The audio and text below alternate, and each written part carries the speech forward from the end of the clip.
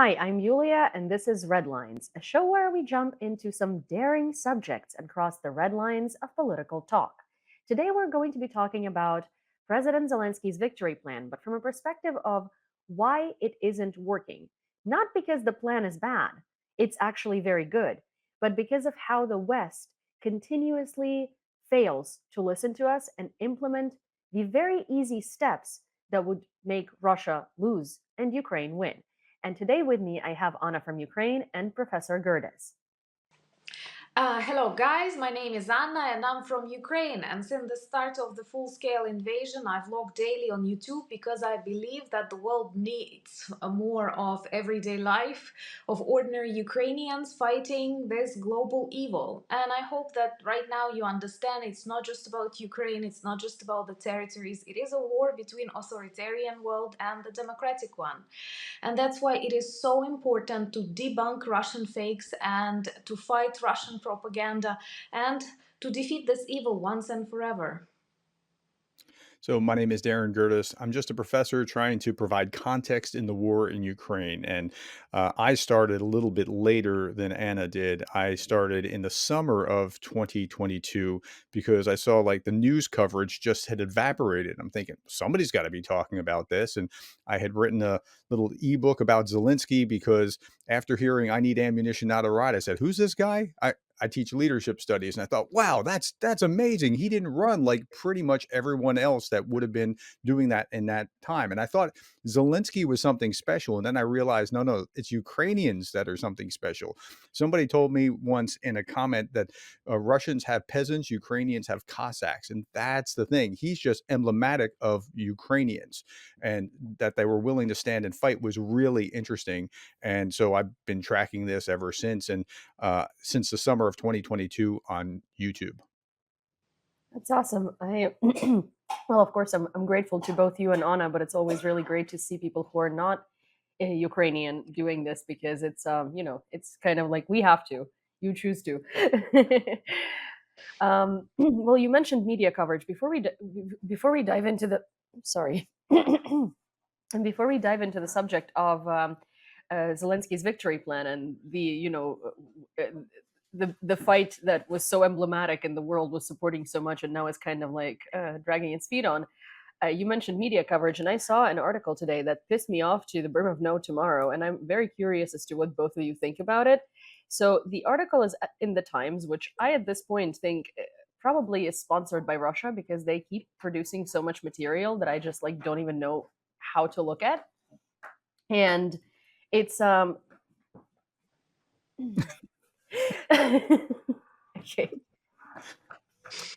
Okay, sorry, it's my last day in New York, and we're all kind of like getting ready to leave. I will ask my producer to take this out, but okay.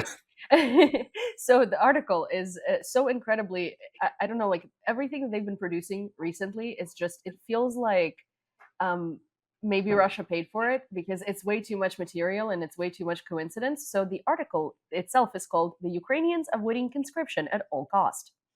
It's Friday evening in Lviv, were it not for the sandbagged statues and large generators, Russian attacks on power stations have wiped out more than half of Ukraine's power capacity, there would be little sense of war. Except for one thing, there are hardly any men. They're hiding from conscription gangs. With the war now well into its third year, frontline fighting is exacting such a toll many refer to as a meat grinder, and desertions are at an all-time high. Graves have multiplied in Lychakiv Cemetery in Lviv in a matter of months. Not only has President Zelensky recently followed President Putin in mobilizing convicts, but Ukraine passed a controversial new law in May that requires every man of draft age 25 to 60 to register so they can be called up. Quote, I haven't left my house in 8 months. Even when my girlfriend gave birth to our daughter 3 months ago, I didn't go to the hospital. I don't want to kill people and I don't want to die. Well, of course, if you have a doubt whether it is a Russia funded article, it is always like that, whether we're talking about this one or not. And unfortunately, they have this experience that they have inherited since the times of the Soviet Union. And another problem is that global media platforms, they've got used to speaking with the Russian voices. It's quite common for Russia to represent all of the Central and Eastern Europe, and they still have this context that they reach whenever they want to create this image of Ukraine that ran out of men, there are no churches left, no beautiful cities, and so on. What makes me super angry is that often people who speak about that have never visited Ukraine in a lifetime, not even during the war. And you can see I'm recording from Ukraine with lights on, and one of the greatest features of our people is adaptability, how quickly we Mm. adapt to some really difficult things. I don't want to sound arrogant, but I do have friends in adjacent neighboring countries who sometimes say, "Whoa, we are surprised with your resilience. We are not sure we would be able to continue like that." And of course, there are difficult topics. They are never easy, like living during wartime. It's always difficult, it's always depressing. Being in the trenches, on the front lines, in the army, it's difficult. Most importantly, the majority of men who are now in the Ukrainian army, they are not professional military men. These are former teachers, doctors, entrepreneurs. They volunteered, and Ukraine surprised the world when we had queues of men and women at the start of the invasion who joined the military and actually stopped this blitzkrieg plan of Mhm. Putin. Of course, when war continues, it is always difficult to get more and more people because people see the horrors of war. But right now, Ukraine adapted once again its plan of conscription and attitudes within it. Something that was not supported by people at the start was changed greatly. And honestly, I hear a lot of people who are in the army already that right now it is much better to join the army because you have more choices. You can choose the battalions or brigades you want to join. You can they will take into account your experience, your background. What are you best at? For example, it's super popular to be drone operators, and we need drone operators because this is a modern war. It's very different from those combat experiences that our NATO allies have. And with this change of conscription procedure, of course, people feel safer and better. And what this article forgets to mention is that during this very short period, we have managed to create 14 new brigades, and President Zelenskyy speaks about them. But right now, at least four of them are on pause because we lack ammunition, Mhm. and they cannot participate in the defense of the borders, let's not say the front lines, because they need to pass on some training. Another important thing which actually demotivated some people was this 6 almost 9 months delay, because when you have nothing to protect yourself with, even no artillery shells, you don't feel motivated. But if you have enough of the equipment, if you can learn how to use them, if you see the effect that you make for the defense of your territories, of course you want to join army. So it's not just like about people, it's about our joint effort. And I think that from our side, we're doing pretty good. Well, Anna took all the good talking points here. So but I will say a couple of things that came to my mind. One, there are truly some people that are doing what is said in the article. Let's not say that there's not, right? I mean, there are 20% loyalists in the American Revolution and people, right? I mean, these kind of things do happen, but the size and scale of it is probably not what it sounds like from the article itself. And so the author can write it in such a way that it's going to sound like, oh, this is terrible. Oh, they're doing what the Russians are doing by letting people out of jail. Yeah, they're letting people out of jail, but that's different than twisting their arm, right? These are if they're volunteering. So there are these things. The conscription, they do have this conscription app to help work through the process. These are true things, but the way that it's put together sounds much more nefarious than what is actually happening, in my estimation. And then if we want to look a little bit further, like you're saying, well, is this Russian influence? I don't know that I can say that it is, but it certainly seems to tilt that direction, and we can't even tell what's Russian influence and what's not. So I just put a video together. It's just about the fall of a little clip from the Russian Media Monitor where I add some commentary to it, where Margarita Simonyan is talking about like, yeah, we had RT America and that was working, and then they shut it down, so we went underground. She said essentially they close the door, we went through a window. They close the window, we go through the vent, right? I mean, and so it's hard to even determine what is Russian media influence and what is not Russian state media influence, because you can be saying the same thing that somebody like that they're trying to say, but you don't even know what the source is from.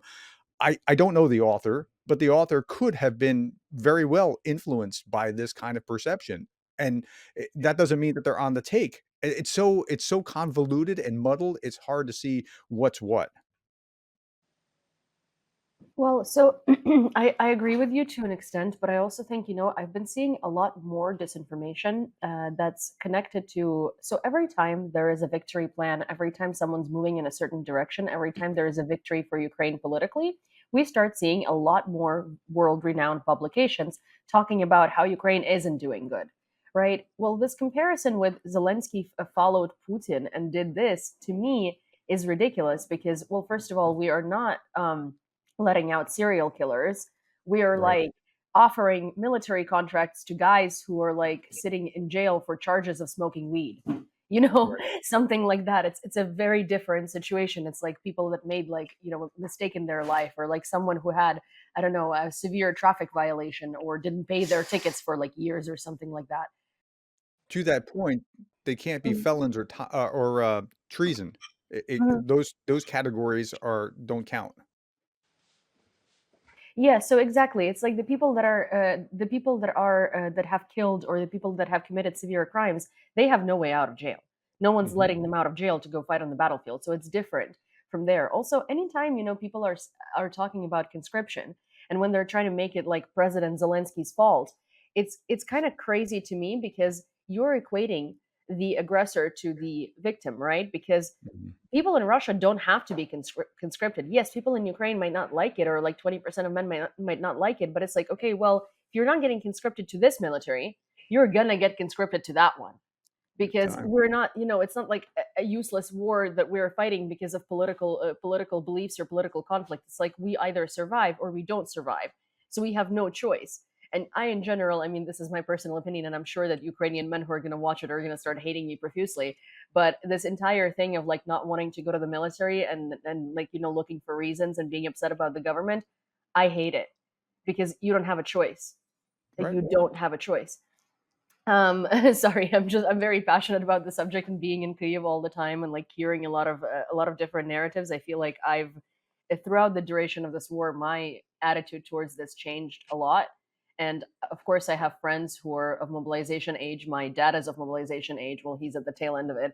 And it's like one of those things where, at first you think of people as like your friends, and you think of people as like, oh, but I wouldn't want them to be conscripted or them to be conscripted. But it's like, well, I also don't want, my grandparents to have to live in like Russia for whatever time is allotted to them, because they're not going to survive. So I think the reason why they're doing all of this is they want, during these sort of like difficult times in political decisions, like American election, and Zelensky presenting some victory plan or something that could be a breakthrough, they want to like taint it. Like Mhm. if you might know, my main platform always has been TikTok. At this point, I don't know, because I've been traveling for like a month and a half, and it's been really hard to attend to my platforms in general. But I was on TikTok yesterday, and a video came into my feed, and it's a woman, which I don't even believe she's Ukrainian, to be honest. But she said she was Ukrainian American. She has no Ukrainian accent, so she was born and raised here.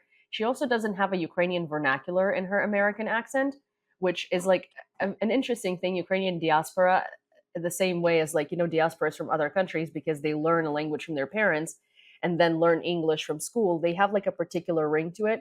Didn't have that. Maybe she just went to an all American school and had no Ukrainians in her surrounding. But anyways, she was talking about how in Ukraine we all hate President Zelensky, also called him Mr. Zelensky, not President Zelensky, which is odd, and said that Ukraine is conscripting, forcefully conscripting boys prematurely, ages 14 to 16, and no one's talking about it. That's when I was like, okay, you're not Ukrainian, you're Russian propaganda. But she keeps Yeah. saying, like, we here in Ukraine don't like him. And I am like, you're sitting in a Honda in a parking lot of TJ Maxx. What we hear in Ukraine? So it seems like the amount of disinformation surrounding this subject is very crucial, because I think Russia is trying to show that there is no reason and a victory plan for Ukraine, because Ukraine is just not at that stage. So can I add something to what you were just saying? About 2 weeks ago, 3 weeks ago, I was doing a Q&A, and somebody asked me why it is that young people aren't particularly paying attention to Ukraine in the same numbers as they're paying attention to Palestine. And that's a really interesting question, right? Because the people that I think the issue is not just liberal and conservative, but if you're over 50, I'm 51. If you're over 50, you remember the Soviet Union, and like if you have an experience having been over there, like I've been to Lithuania, I've been to believe it or not, Belarus, I've been to Bulgaria, Romania, and so I know what former Soviet states were like within the first decade after the collapse of the Soviet Union. I've been in the neighborhood. And so people like me kind of get it in a different way, but young people don't get it. Young people are paying way too much attention to TikTok. So I'm glad you're actually on that platform, right? And there's statistical analysis done showing the more you're on TikTok, the more you're pro-Palestinian. I haven't seen one about Ukraine, but I would imagine that there's not the same effect with Ukraine. And that's very troubling to me.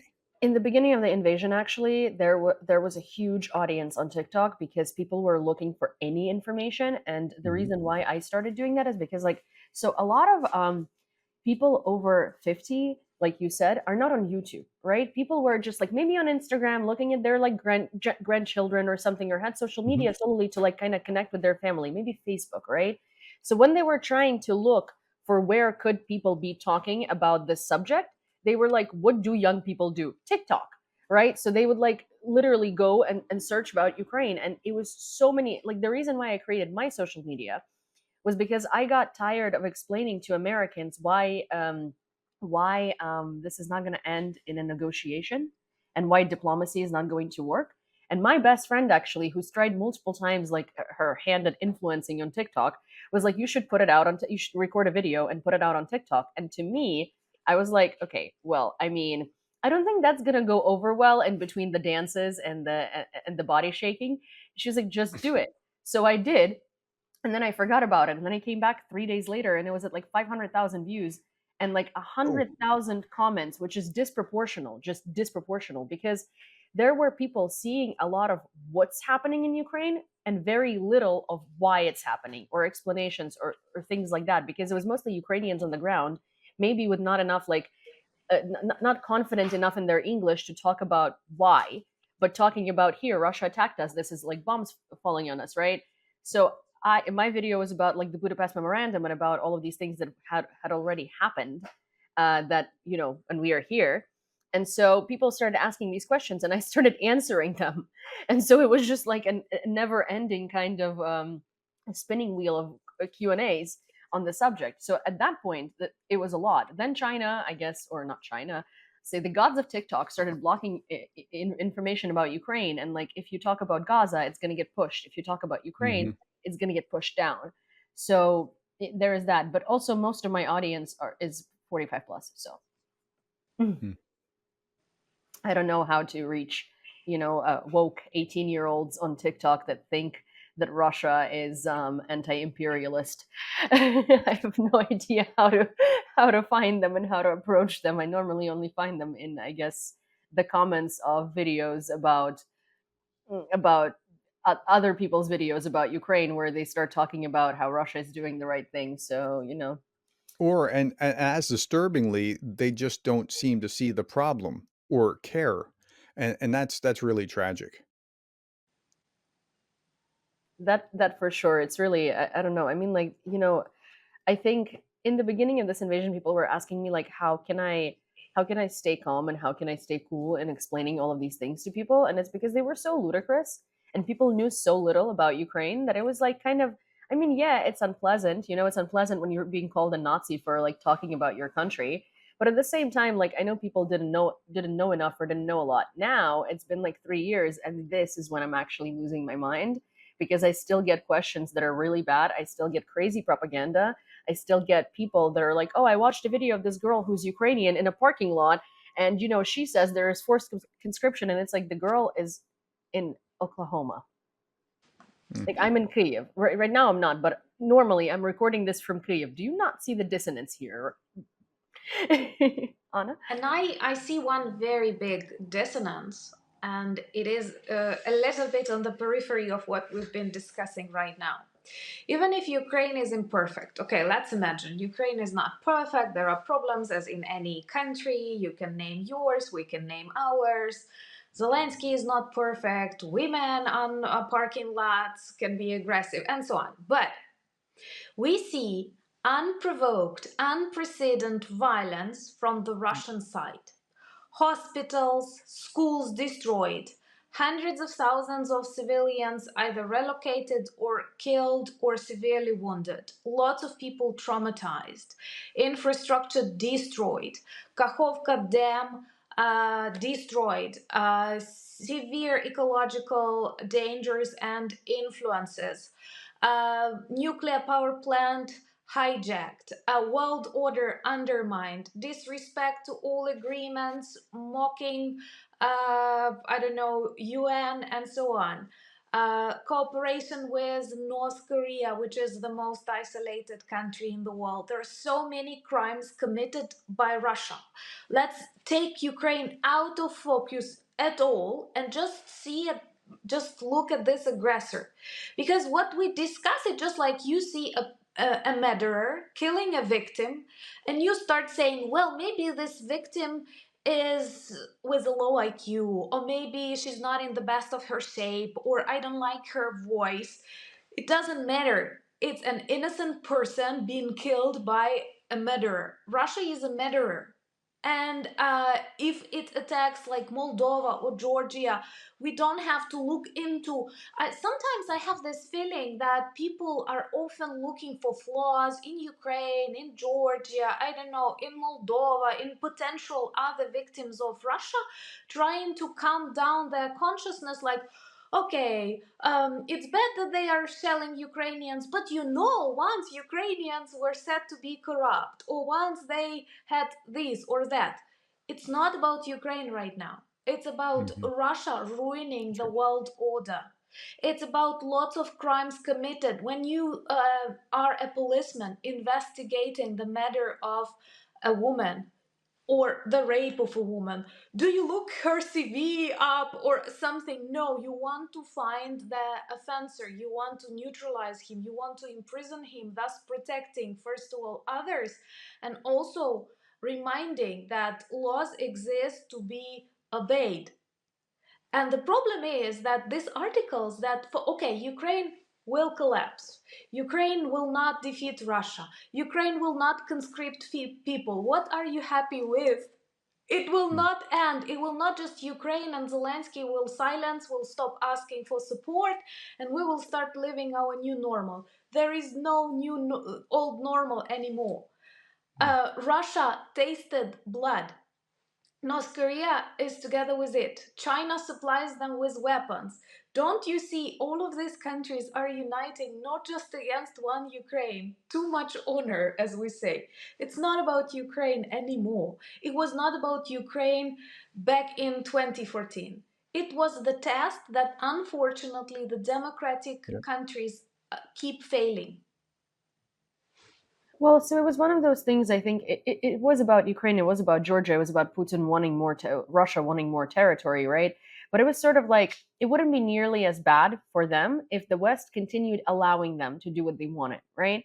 Because Putin felt like an unpunished. He was an unpunished dictator reigning in his part of the world, and the West wasn't doing anything to stop it, right? It's like he wanted to take Georgia, he took Georgia. He wanted to take Ukraine, he took Ukraine, But and he let's, was just. Mhm. Yulia, let's be honest. In February 2022, the West was ready to give up. Yep. The That's Ukraine, right. Yeah, but that's Ukraine exactly stopped that. Yeah, but So that's exact. That's exactly what I'm saying. Is like, it's like Putin wanted this type of world order that worked for him, where he was committing his crimes in his part of the world and no Mhm. one was doing anything about it. He wanted Ukraine, he took it. He wanted Georgia, he took it. He wanted Moldova, he took it. And the West was just like, well, I guess, I mean, like, that's their problems, right? No, no, no. They said strong words. We're very concerned. Don't do that. And then he Yeah. did it again. And don't do that. And then he did it again. And don't do that. And did it again. So we're causing the behavior that we don't want to see Yeah, just by exactly. our inaction. And that's tragic. I mean, this is not the way that you deal with a bully. A bully is going to keep going. And the bully doesn't pick on, like, you notice that they didn't knock over Poland as part of NATO, right? Mhm. They didn't do that. Why? Because the bully in the schoolyard doesn't go after the captain of the football team. He goes after the nerd in the corner of the schoolyard that's kind of, don't hit me, right? Like that's what a bully does. And so a bully stands down when a bully gets pushed back. And but we haven't pushed back or haven't shown the will that we're willing to really push back. The West has been deterred by Putin. I hate to say it, but that's really what's happened. We have these nukes and we're going to use them, right? Oh, don't we don't want to escalate. What? Y He's the one that's done these things. You've gotta push back against it, or you're going to get these kind of results. What do you think? What do you think is gonna? So I read.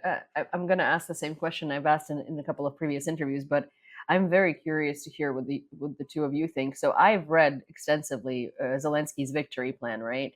And I mean, to me, in some ways, it sounds reasonable. In some ways, it sounds undoable with the current situation of like how the West is helping us.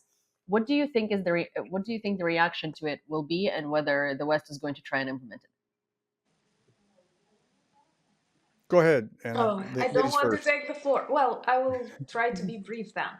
Well, first of all, I think that Zelensky and like the government presented this victory plan because our allies kept saying we need a strategy, we need a strategy. So here it is. I don't think it is something totally unpredictable. It was all in the air. It is just put into a document. And there is one more good philosophical channel of Vlad Baxler on YouTube. And I loved the way he put it down. He said that Zelensky victory plan addresses the West approximately of the type that it was like 20, 30 years ago. He Mm, yeah. addresses healthy democracies that stand against autocracies that know what pure evil is, that remember the Cold War, and this kind of West would have reacted immediately, maybe not even demanding this victory plan. And Ukraine might have been a part of NATO at the very start of the invasion, with partially occupied territories like Germany or whatever, any other guarantees, long range missiles, and so on. The problem is that Zelensky addresses a totally different kind of West, hopefully, the one that will recover this weakness, this chaos, partially caused by Putin's hybrid war against the West, which is very real. I think there are lots of special election operations that we don't even know about, even being very advanced in Russian propaganda study. And he addresses a different kind of West. And we are playing the game. Like, we pretend that we don't see your weakness because we don't have any other choice. We respect you. We are dependent because we've trusted you back in the 90s with the Budapest Memorandum, because we have demonstrated that these democratic values are the core for our society. Maybe even more than they are for some other well off countries right now. So we have no other choice, and we continue trusting in you, even though we see some very troublesome symptoms. And the West keeps repeating, we are with you, we are concerned, Mm, we are on your side. And I love it how Chancellor Scholz said, like, we will not give you Taurus, but we will support you as energetically as possible. What is that? As energetically yep. as possible? And what is like, we keep pretending like that everything is just as it was like 30 years ago. And the problem is that Putin, Kim Jong-un, Xi, they see that. They Yep. clearly see that. And they also use internal propaganda here in Ukraine, because we only speak about Russian propaganda they target our allies with, but they also target inside Ukraine, saying, look, they have given up on you. They're not helping you at all. They are trying to weaken Russia by sacrificing your people, and that's it. And they will use it and they won't need you, and so on. And that is why it is so important to demonstrate that we are united, because the evil, unfortunately, is already very, very well united. We can see this axis, I never know how to pronounce it correctly, axis of evil that is fully shaped right now. Well, You're yeah. talking. Oh, I'm sorry. No, I Go ahead. just very quickly. I'll just say, one of the things that even Russian propagandists say, and one of the things that like various analysis about the situation say, right, is that the West is not united. Russia is not. Russia is united. There is no differences of opinions. People are not fighting against each other. There are no people who are in one camp or people who are in the other camp. One of the advantages that they have on us is that they have no division in their society at all. She used the term "pretend" a number of times here, and, it reminded me of the old Soviet joke of they pretend to pay us and we pretend to work, right? So, but that's what the West is doing. They're pretending to actually support. And what Zelensky did with the peace plan, with point one of the invitation of Ukraine to NATO, is saying the unsayable. Look, you've got to do this. And when he compared that to nukes, look, we can either go this direction or we can go that direction. We want NATO. We don't want nukes. It called us back to the Budapest memorandum, and like we actually kind of caused the problem here. So he was putting that forward. Now, I don't know what's going to happen with the election, but everyone that I hear, like, why hasn't Biden allowed like to hit into Russia? And part of that is I think he just has a knee jerk reaction to not escalating. That's how Biden is, and that's how his advisors are. And so I don't believe that after the election, regardless of how the election goes, he's going to change his tune. Now that might be the case. He might on the day after the election say, "Here, go ahead and hit everything you want to hit." I just don't believe that that's fundamentally in his character, which is very troubling because we're not, as Anna just pointed out, we're not the same nation that you thought we were. Like I'm still a Reagan Republican. I still that's how this is why I'm here, right? And I was surprised. I was looking around, I was like, guys, where are you? Well, they're all somewhere else. I can't fathom it because this is how we should be thinking about it. And you're absolutely right. Dictators all over the world are on notice that, hey, you can get away with this stuff. They're asleep at the wheel. We can do whatever we want. And especially if we get nukes. You don't think the lesson of this is get yourself a nuke and you can be like Putin? I mean, come on. I mean, that's what's happening in the world. And so it's as much about it's going to sound weird, but Anna said something similar to this. It's as much not about Ukraine as it is about Ukraine in the sense that it's about the moral lesson to the rest of the world, to Russia, to China, who might be thinking about doing this to Taiwan, right? As much about that, about world order. Are we going to let them subvert world order? And I'm not a globalist either. Like that's not my thing. But if you pull back, what's going to fill that vacuum if you pull back? And that's what we have to contend with. Yeah, I think that, well, so I have a bit of an insight to that. You're completely right. It is Biden. It is no one else than Biden. I was, as I've said before, a couple of weeks ago, well, three at this point, maybe a month ago, I was in DC during Ukraine Action Summit, and I got to talk to a lot of different politicians, both on the right and on the left. And everyone says that the issue with letting Ukraine strike back is Biden. It's Mhm. Biden who doesn't want it. As to Kamala, I will say that her advisors are different than Biden's because Biden's advisors are all coming from the Obama administration. We all know that that was not a disaster geopolitically at all. so, Biden, Obama did not take Putin seriously back in 2014. He really didn't. he didn't. Also, Obama had Jake Sullivan as his defense advisor, and I will never be tired of saying this. I absolutely despise that man, and I'm really happy that no matter which office comes into office, he's gone. So whether it's Kamala or Trump, not that I want Trump, but as in like Jake Sullivan's job as a defense advisor is done, and I really, really hope that he's never going to be anywhere near or around a defense committee in his life again, because he's shown that he's absolutely incapable of really of advising on decisions that are helpful and that are reasonable and have quantifiable success. It's just him just everything he's advised so far has been awful, and he is the author of the word escalation, as overused as it is in this situation.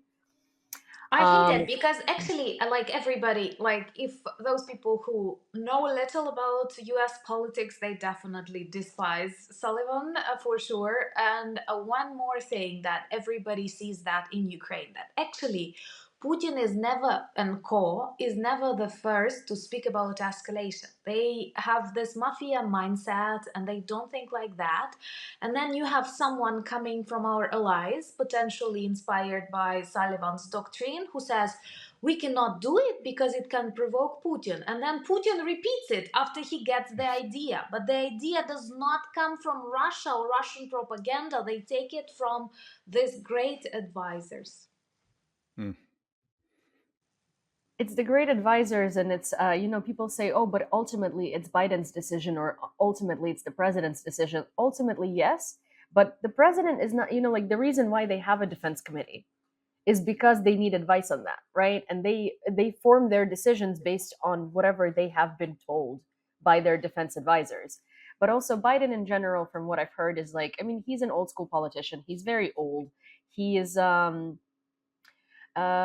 he's very old. He doesn't want, like, he doesn't want to take risks. And I think in his entire That's right. career he's always been a very like flatline politician that doesn't do anything like outside of like the box or anything that would make him stand out. He's just a very adhered to like the middle type of guy. So I don't think, yeah, I think after the election, nothing's going to really change. Though, after the election, because he's already going to be passing the presidency onto someone else, technically, there might be, it depends on how many congressmen and senators push him.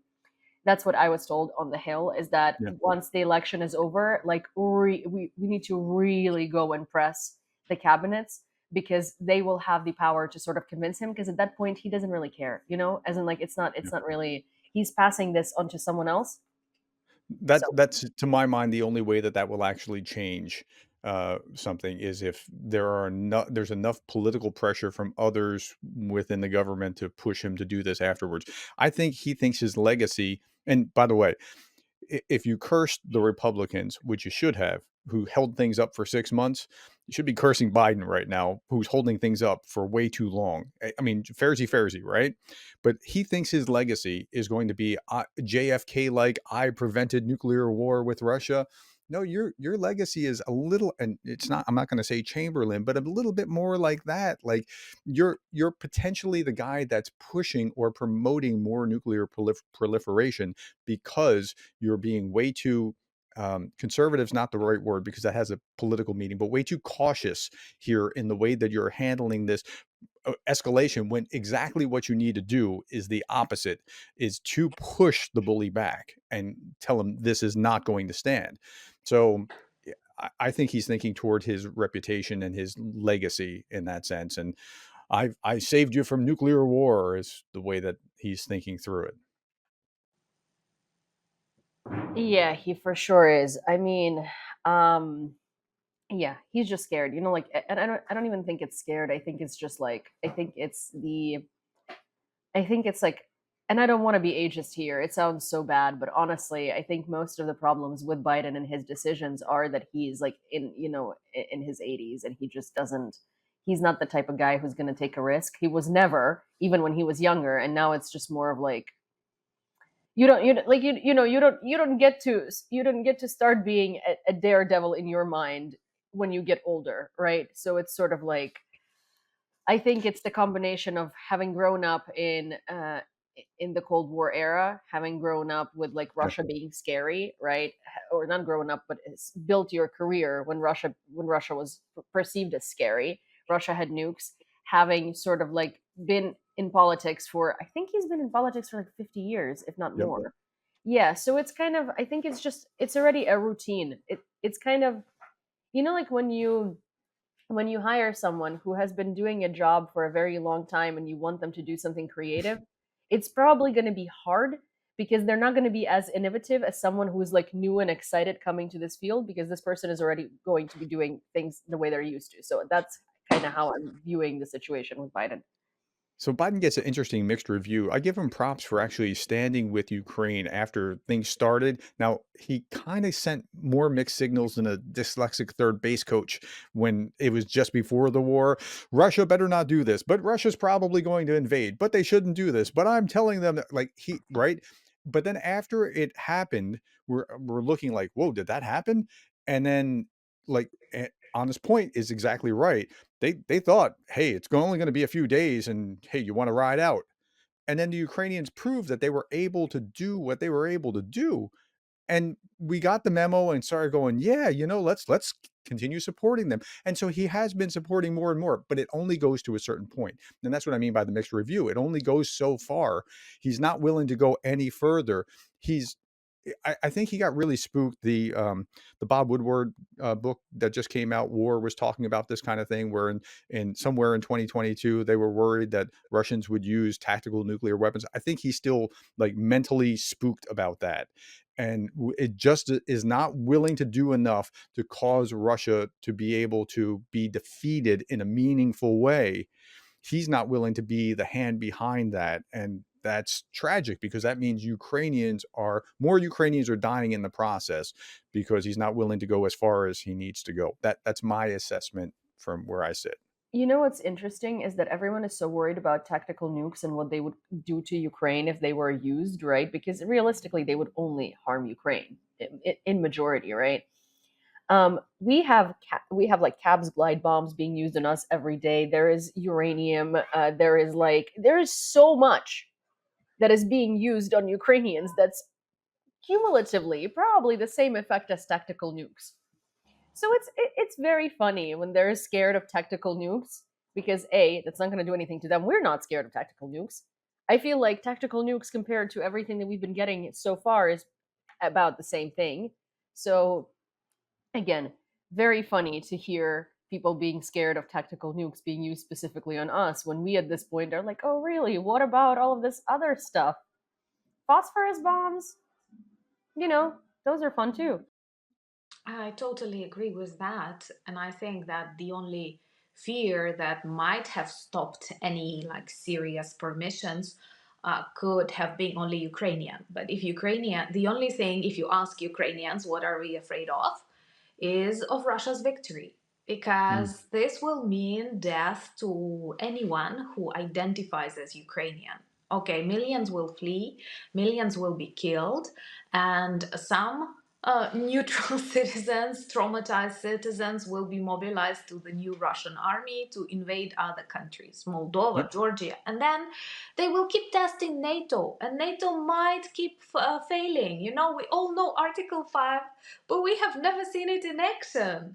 And it may be that new additions will appear stating that, well, the Baltics were former Soviet republics, and maybe we should protect them not that Yeah. actively, you know, not to escalate, not to escalate. So every Ukrainian actually knows how far away the closest nuclear power plant near us, because what Russia can do without using nuclear weapons is target these Mhm. objects. I know that the closest to me is 100 kilometers approximately. I know it gives me an hour to hide. And we have these instructions what we must have, what we must do, what we mustn't do. And this does not terrify us. We remain living here with the options like to leave because we love this country. We want to protect it, and we understand that it doesn't like. So, okay, let's imagine this very bad scenario where Russia uses everything on Ukraine, destroys Ukraine, and what? Peace and security returns back to the planet? Like, okay, no Ukraine, no more people begging for help, no more bad videos, no more pains of consciousness in leaders around the world. What? You have, okay, Russia became bigger, and do you feel safer? Do you feel you've avoided the escalation and Mm. now no dangers of nuclear weapons, no dangers of wars, just because Russia is a guarantor of peace, or what? Yeah. And that gels with Timothy Snyder talking about exactly the same thing. Like, Russia has to lose this war for Russia's sake, let alone the rest of the world's sake, right? They have to lose the idea that culturally this is okay, that this empire, imperialistic mentality, you can just run roughshod over your neighbors is all right. When they lose, they'll have to rejoin the family of nations and in a humbled state where, just like Japan and Germany after World War II, they're not fighting with people anymore. They're not doing what they were doing before. And that'll take a generation or two to work out of their system, but it can be done. But if they win, it sends all the wrong messages, not just to Russia, but to the other authoritarians around the world. Yeah, I think that, I think here's the thing. There are a few components to the victory plan that are being not spoken about, right? One component is to stop deterring to Western people and what they think, and start deferring to Ukrainians on what we think. You're scared of tactical nukes? We're not. If that's your Yeah. worry, don't worry. Can I just say this is Yeah. really eye-opening to me that you 2 are not scared of tactical nukes? Like, I mean, I'm scared of tactical nukes on your behalf. I would dread like, when I saw the Nova Kahova Dam get destroyed, I was thinking, "Oh, man, that nuclear power plant's just up the road or just up the river," and, like, that could be another thing, like what you just raised, and I was grieving for you, but that you're not scared of it, that's amazing. I mean, this goes right back to the thesis that Russians have peasants and Ukrainians have Cossacks, right?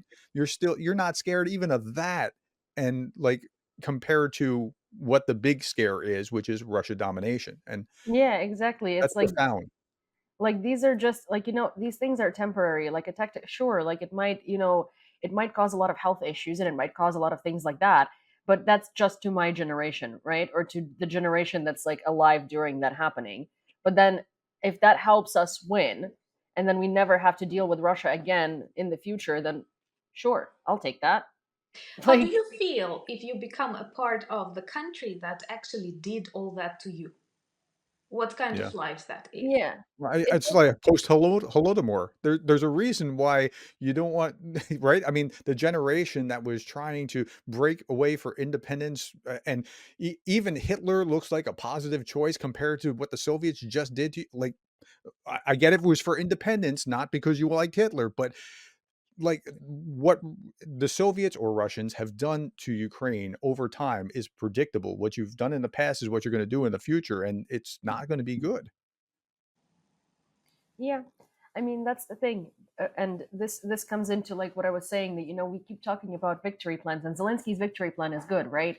But what I see happening is, again, we're not going to be listened to, we're not going to be deferred to. The West is scared of tactical nukes, we're not. So the West is going to be like, oh, but tactical nukes, and it's like, okay, well, like tactical nukes, that's what you're scared of. We're not. Go ahead, let's use them.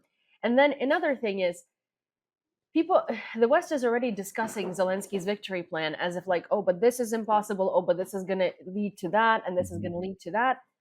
The only way that we can achieve victory is if the West sits down, takes a back seat in terms of trying to think about things, and Mhm. listens to us as to what we're willing to endure and what we're not willing to endure. We're letting you know, if you're scared of escalation with tactical nukes, let's escalate. It's only going to harm us anyway, not you.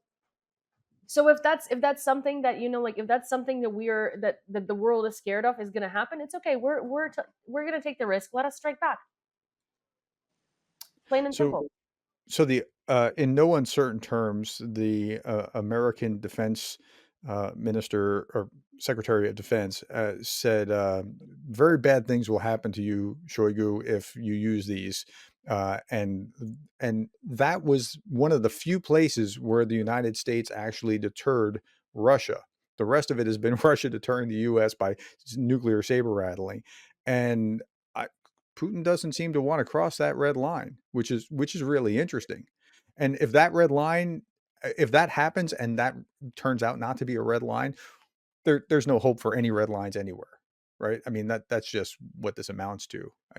But wow, I have read a version which I actually support, that one of the reasons why Putin is still alive, I mean, no coups, no special intelligence operations, no James Bond in the Kremlin, because he is not the one that can use nuclear weapons, because he knows this is suicidal for him. And I am sure that Russians always use bad tactics. It's just like with Kakhovka Dam. Everybody knew they have blown up it, but everybody and headlines around the world were just like, Kakhovka Dam destroyed, Kyiv blames Russia, Russia blames Kyiv, which is very offensive for us Ukrainians to read because Yeah. it's quite obvious Russian invaders occupied the territory and needed that. We had this dam, we did not need it. We lived with it for decades and everything was fine. So, if they want to escalate, once again, they can destroy nuclear power plants, saying this were Ukrainians who did that. Then Times will write, maybe these were Ukrainians, maybe they were desperate, and we will get in the result what? No permission to strike Russia, no permission to fight the way we want, but the very same size of destruction. That's why we choose to be active. That's why we choose to be lead. We Mm. can actually win this war, and by we I mean not only Ukraine but the democratic countries together. If we lead, not we are reactive here, we are not proactive. We let Russia do something and then we respond. We let Russia do something and then we respond. If we want to Mhm. win, we have to act and we have to surprise Russia with what we actually do. It is Russia that should be afraid of escalation. It is Russia that should That's be right. afraid of nuclear bombs in Moscow. We will not do that, but they have to doubt. Right now they clearly see that no one like is ready even on words, even in their speeches, to threaten the Kremlin. So, okay, I want to ask both of you as Ukrainians. Um, so, are you ever like, where are the red line? Why aren't they doing this? Why aren't they doing this? Why aren't they doing this? Why aren't they doing this? As every escalation goes up, like Anna, I showed a little clip of you talking about the we're fighting two armies now. Right, just the other day, right? Yeah, This was yeah, like yeah. 3 days ago. I showed that, and my she's right. What where's the red line? At what point do we say, like, North Korean troops in there, that this is a whole different thing now, and you get to use this or you get to do that. Eh, I'm sure you've been disappointed over time, but like, at what point do we just say, like, this has escalated so far that we allow X or Y? It's got to be terribly frustrating from where you're sitting. Yeah, to be honest, any single time something happens that is like so out of pocket and so crazy, like North Korea literally sending their army officially, not a couple of soldiers, their army to Ukraine. So that is now an invasion from North Korea and Russia. In And Europe. yeah, yeah. Right. And but we know that the second that that came out, and people are like, "Oh, do you think the West is going to do something?" It's like, "Oh, what? The West who? Are we talk Oh, sure, the West? Yeah. Yeah, right, because we know no one's going to do anything. No one's going to do anything. It's like, "Oh, just another thing that literally is so out of pocket crazy." And we're going to get we strongly condemn North Korea. Strong words. Yeah, we strongly condemn North Korea attacking Ukraine. Should not be happening. Very concerned. I like it how recently someone from the US leadership said that if North Korea does that, it will be a great mistake of North Korea. North Korea itself is the greatest mistake of Mhm. mankind. How can you say, like, they have made a mistake? They are a country that is a mistake. And I will agree with Yulia that we do not expect the moment when our allies will say, that's it, we have to defeat Russia. Mm. Unfortunately, this will not happen. I am 100% convinced. What we do want is this slow but confident support. And perhaps another important thing is not to stop Ukraine from doing something big. Because we all know that when we started targeting the oil refineries, Sullivan was very concerned Yeah. and they tried to stop Ukraine like then and it sounds so ridiculous like prices, but kids are dead, burned dead kids in Ukrainian hospitals. Yeah. But prices artificially were rising, and there are ways to fix them. Another thing is like Kursk operation. I'm 100% sure that very few people knew about it, and that's one of the reasons why we managed to do it. So, Hmm. one of the requests on the Ukrainian side is actually please do not restrict our own actions, saving Russia from dissolution, because this process has already started. It began with Putin remaining at power. It's not our choice, it's not our fault, it's the fault of Putin and the fault of this very big territory that is unnaturally held into what is called the Russian Federation. We remember the collapse of the Soviet Union. We remember the Chicken Bush speech in Kiev, who was saying, please Hmm. don't get out of the Soviet Union. Something similar happens right now. And sometimes in Ukraine, we do have this feeling that our allies, of course, support Ukraine, but they do everything to preserve Russia. Yeah, that's a really Uh, interesting thought. It's Yeah, inevitable. Russia yeah, is the last empire. Empires of the past collapsed in the 19th century. Okay, maybe some in the beginning of the 20s. yeah. And most of the countries have already forgotten this heritage. And what you see with Russia is the collapse of the last empire online. Yeah, so let me follow that thought. First, you shouldn't be worried about the rest of the world coming to get you if you have 11 time zones. So let's start with that as a as a premise. Like, and if Russia really was worried about that, those four Ukrainian oblasts would be a buffer zone, not part of Russia proper, because now you need another buffer zone around that, because that's just part of the way that the Russians have always thought. I myself don't want Russia to implode and divide immediately after the war. I'm curious what you all think, because I want Ukraine to get her children back.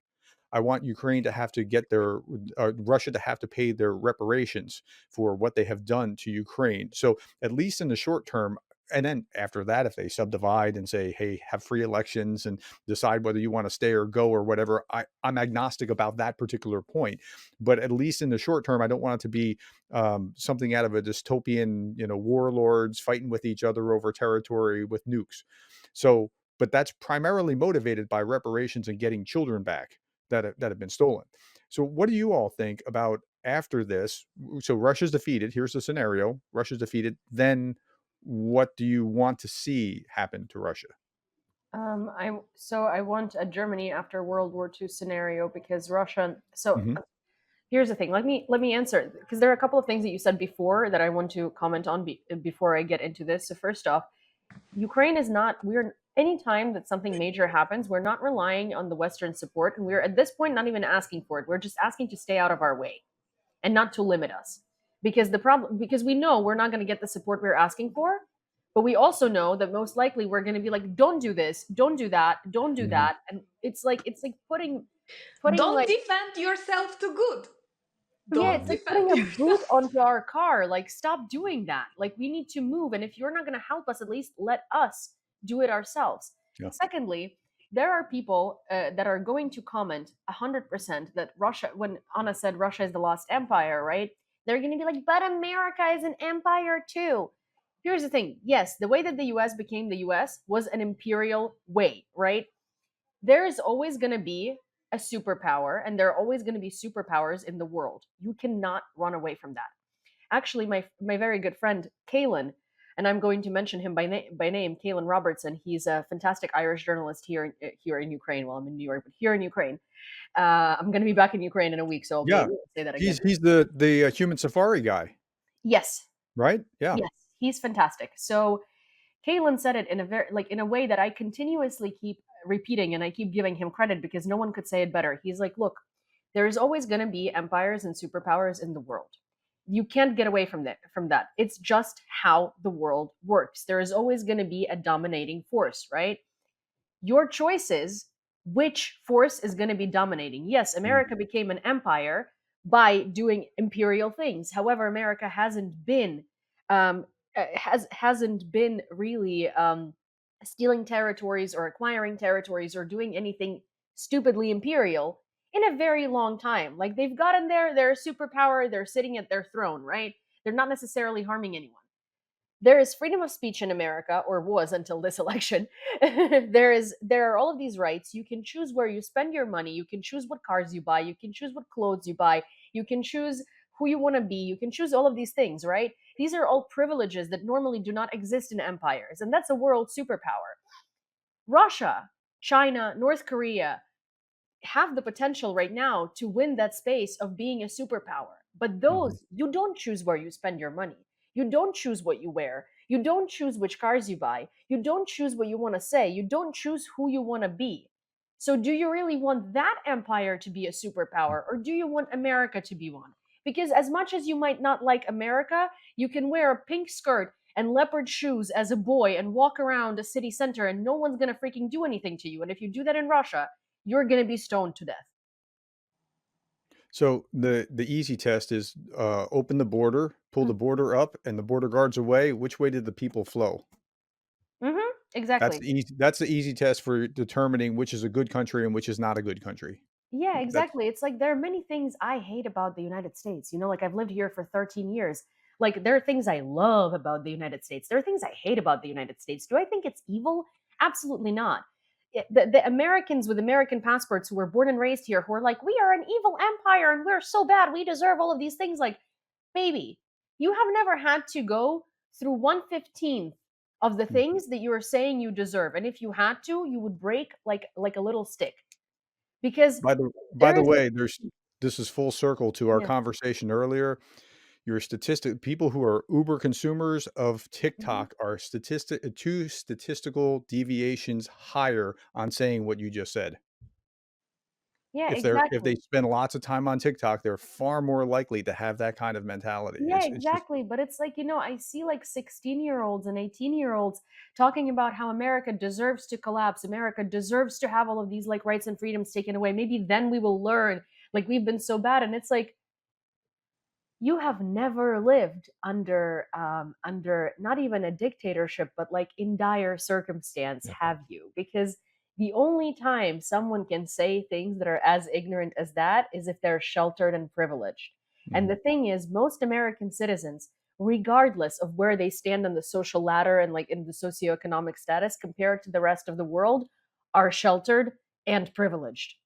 mhm. So it's kind of like, please stop saying these things because you have two choices. And even if you overconsume TikTok and somehow you think the US is evil, you have the ability to sit there on TikTok and say that.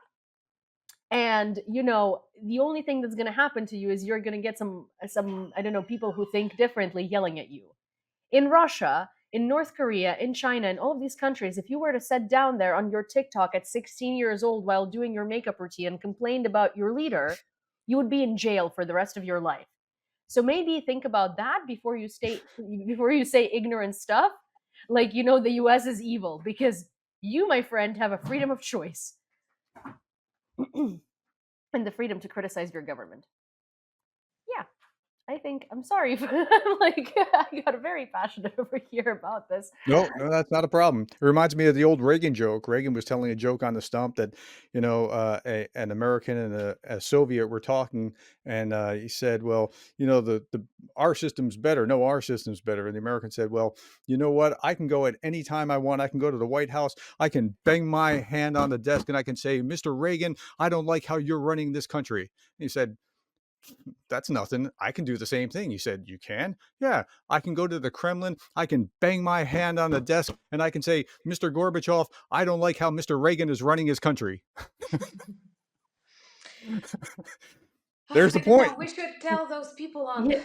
the US TikTok that literally in Russia there is a whole generation that was born, went to kindergarten, then went to school, then went to the university, got married, got conscripted, and died on the front lines in Ukraine while Putin is the president of Russia. All Mhm, of their life they had this man as their only leader. They did not have a choice to see something different, not just to mhm, criticize, but to see something different. And as Professor Gerdes beautifully described, we don't see waves of people moving to Russia because mhm, instead of ruining your bad countries, you have an option to strengthen this country if you want. Go travel Russia, not just Moscow and Petersburg. See it and make your assumptions based on what you see. This is very important. And answering your question about how we see Russia after the defeat, and all those people who are afraid of huge civil wars, warlords, who controls nuclear power, you once again overestimate Russian population. I say population, not society, because they are Mhm. super passive. And I Mm. literally do not see that millions will fight for their new states and so on.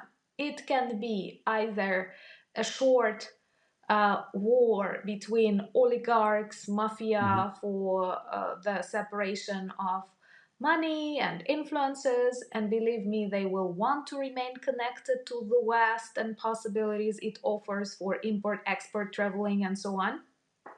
And it can also be a controlled dissolution with the interference of various institutions that exist for some sake, thus helping this process to be smooth and more or less problematic. Plus, never in the history of the Russian Federation, Soviet Union, or Russian Empire, they had a decade of something that resembled democracy.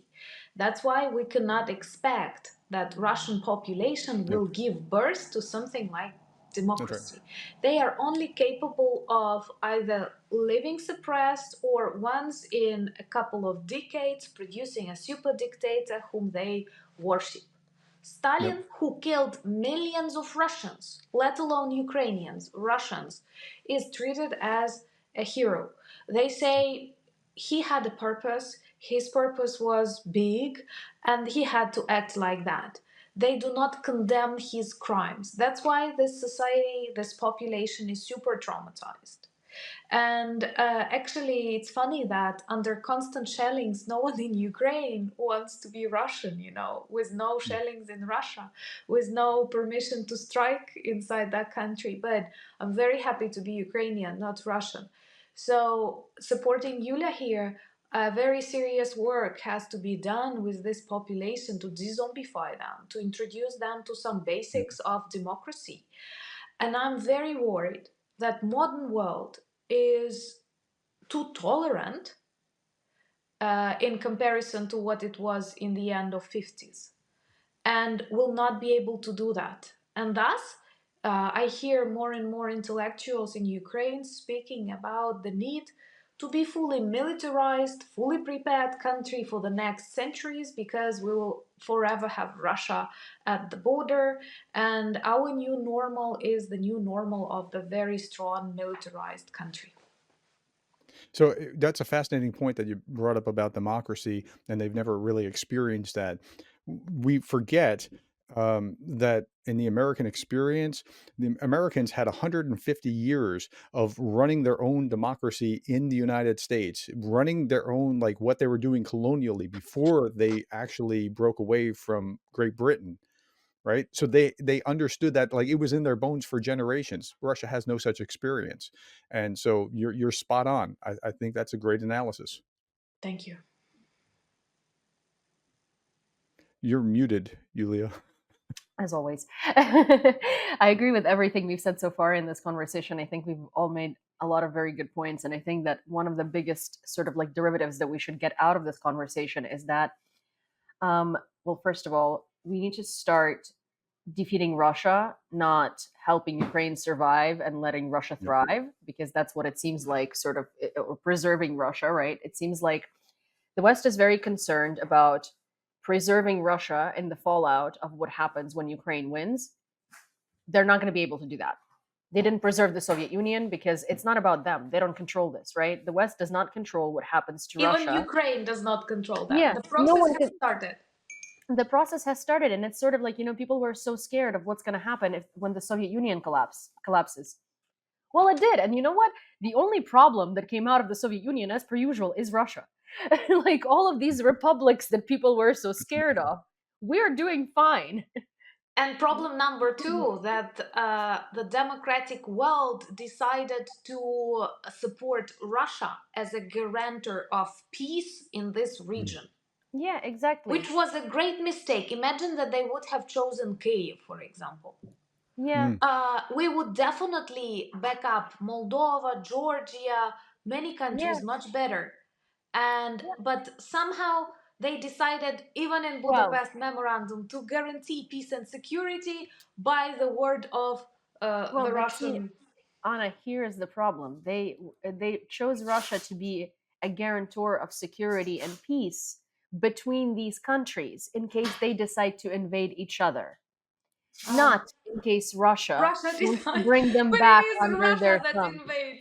I Yeah, don't because remember I mean, Moldova invading. Russia is the older brother, haven't you heard? Oh, sure. Yeah. So I don't think, I think that we just like looked at it very wrongly. But anyways, I think that a good conclusive statement here and a good thing to take out of this is that we need to probably stop deferring to like Western advisors and to what they think in terms of what we should allow happen to Ukraine and what we shouldn't allow happen to Ukraine, and we should probably defer to Ukrainians, because if if the Yep. stopping force from like letting us strike back is tactical nukes, we don't care. We're happy to risk it. If the deterring force is, if deterring force in giving us what we need is what's going to happen to us, then listen to us, because we're pretty capable of deciding what we're okay with experimenting with and what we're not okay. And I think with Zelensky's plan, it's like, at this point, stop analyzing it so much and maybe try implementing it, because so far we have analyzed everything in the West, and it hasn't helped anything. Mhm. So Well, I yeah. just want to say thank you, ladies. I appreciate your perspective. It's helped me understand some things that I didn't previously catch myself. I mean, I'm still amazed that you're not afraid of the tactical nuke, where I'm worried for you. And yeah, that's profound. I mean, that you would have that perception. That's really significant. Perhaps I have an answer that a healthy mind cannot remain in the state of fear for a very long period of time, because it Mhm. will prevent survival and like no normal operational capacities. At the very start of the invasion, with bombs exploding nearby, people were terrified. It's natural, but unfortunately you get used to these things, and a person who actually conscripts to the army, even the best army in the world, realizes that it's very dangerous and it can end with the death of this person in the best years of her life, for example. People realize that, and people do it daily in Ukraine. People make these choices. Those Mhm. who remain living here, drinking coffee, going to bed, going to school, understand that any moment you can be killed, and we live in that. It's not that, but not letting Ukraine strike, you actually save us.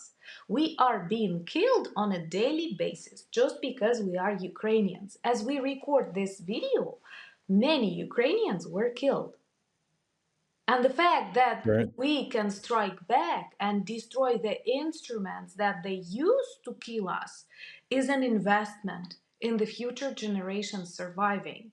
That's why living in all of this fear, living in all of this tragedy, living with daily military funerals, we realize that fear does not help to survive. It will continue. And if Russia comes here, it will be worse.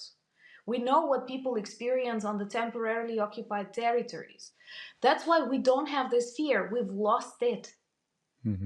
Because bad things are happening right now. It's not about the prevention. Somehow people are speaking about prevention as if hundreds of cabs, guided bombs are not dropped on Kharkiv. And the effect is very similar to even a big nuclear bomb. If you look at Mariupol, if you look at Vovchansk, if you look at Bakhmut, Russians say they got these cities, but they simply destroyed the cities. There is Yep. nothing left. And there are big parts of Ukrainian territories, but not all of Ukraine, of course, that look like that. And there is no reason for us to continue like being afraid. We are not a nation of cowards, and this is what broke Putin's plan. This is what led to the failure of his Mhm. blitzkrieg, and this is what will end him. Agreed. And I think that the very important thing to remember here is that, for so many years we have listened to Western experts and leaders on what to do with Russia and what to do for the peace to stay in the world, right? Well, that failed. Russia is out of hand, out of bounds, and now is in an axis of evil with a bunch of other dictatorships, and there is no peace in the world. We Ukrainians have been screaming and yelling out of our lungs for the past, I don't know, 30 years since independence that Russia is dangerous and that we know how to deal with it, but you have the weapons to deal with it. We know how to, we can't. You can, you don't know how to. Let us teach you and show you how to do it. Just give us the means to. Yeah. Well, thank you guys for being here and thank you for having this conversation with me. It's always a pleasure to have you two together. I actually really like the dynamic between Anna and Professor Gerdes here. So I hope I'll be able to speak to you two together again on this channel. And yeah, thank you so much for all of your time and for this amazing conversation. Great. Thanks for having us. Thank you. So, well, I really hope that this inspired you to think about the victory plan and about everything that's been happening in the world in a very different direction, because that's really what we aspire to do with these conversations. And if you enjoy these conversations and want to hear more like them, please don't forget to follow the Gaze and UATV English and give this video a like and maybe share it with a friend because you never know who could be interested and you never know how many opinions it can change if you simply share it. And of course, please leave your comments, questions, and suggestions because I really value them and I read all of them. I really want to know what you think, and I usually take them into account for the next conversations, even if I don't respond to them. So thank you very much, and I will see you next time.